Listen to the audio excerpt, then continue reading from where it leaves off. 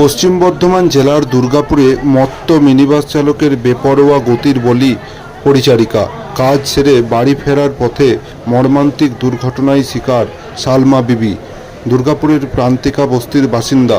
তাকে ধাক্কা মেরে মিনিবাসটি ঢুকে যায় একটি বাড়িতে।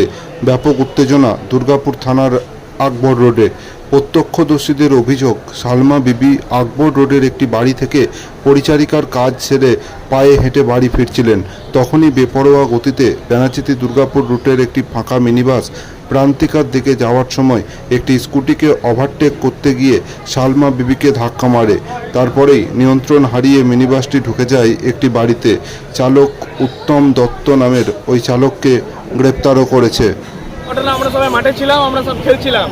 বাসটা ওইদিকে আসছিল, প্রথমে সামনে থেকে স্কুটি আসছে, স্কুটিটাকে ওভারটেক করে মহিলা এদিক দিয়ে আসছিল। মহিলা বাস থেকে পালাতে গেছে, এইদিকে মহিলার দিকে চাপিয়ে দিয়েছে। এটাই হচ্ছে ঘটনা। তো মহিলা স্পট ডেথ হয়েছে। মহিলার পাশ দিয়ে এখানে হেঁটে যাচ্ছিল। কি নাম মহিলার? মহিলা হেঁটে হেঁটে যাচ্ছিল। কি নাম? মহিলাটার নাম জানি না, চিনতেও পারছি না আমরা কোথাকার। আর বাসের চালক? বাসের চালককে চিনি, বাসে ওটাই মালিক। ও সবসময় ড্রাই নেশা করে থাকে। হ্যাঁ, সবসময় থাকে। ও সবসময় ব্রাউন সুগার খেয়ে থাকে। যে চালক? হ্যাঁ, যে চালক ও সবসময় খেয়ে থাকে। কি নাম তোমার? আমার নাম অমর্ত্য অধিকারী, ঢাকনাম কুটুন।